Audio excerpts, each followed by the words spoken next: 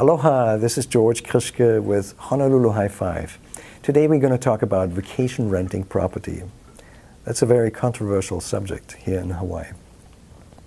Now, you know, one of the great benefits of home ownership is you may be able to rent out your property. Either the whole property or just a portion of it or just one room, whatever you like.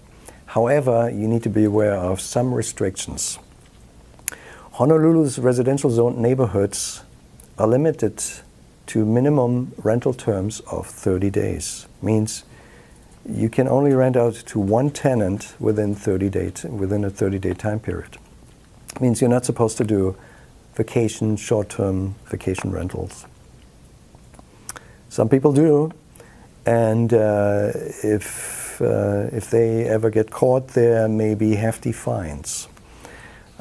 So be aware of that. Whatever you do, whenever you rent out your property, just for sure, make sure you pay the appropriate taxes that are due to the state, which is the general excise tax, also called GET, and the transient accommodation tax, which is the TAT, called TAT. It appears that the taxing department, they don't complain, they just collect the taxes. So make sure you pay the appropriate taxes, for sure.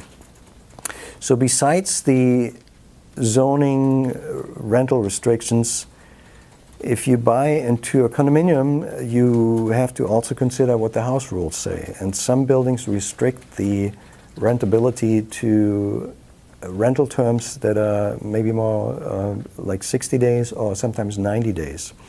So it's important to look at that as well. And why do they do that? It's to reduce occupant turnover and to reduce wear and tear from moving in and moving out. So that's the reason. And to maintain the residential nature of the building for everybody's peaceful and quiet enjoyment. Now, there are some legal exceptions to that vacation rental issue. There are properties that are called condotel properties. Those are condominium buildings. Most of those are in Waikiki. They are zoned residential as well as for hotel use, and those do allow short-term vacation rentals. And the other legal exception would be properties that have maintained and annually renewed a non-conforming use certificate, also called NUC.